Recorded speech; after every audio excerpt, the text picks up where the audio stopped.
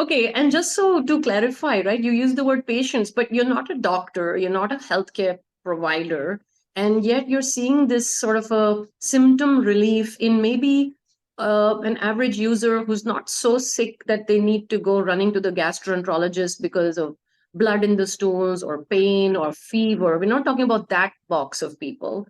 And we're also not talking about a person who has no digestive complaints, right? I think what you're talking about is users in that mid zone who are walking around with chronic gastric complaints or digestive Yeah, complaints. so, good question. You're right. We're not doctors, but the team has a lot of dietitians.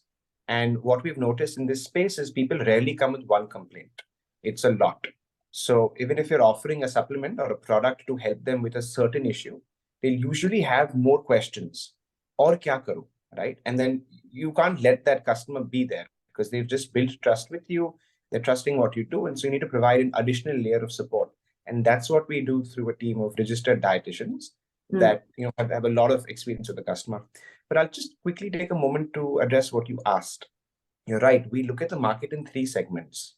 The first one is the complaint that everyone has: bloating, acidity, gas. That's what we call normalcy. Like 90% of the population has this problem. On the other end of the spectrum is people with a medical condition: ulcerative colitis, Crohn's. That's what we call emergency, right? It's a completely different space.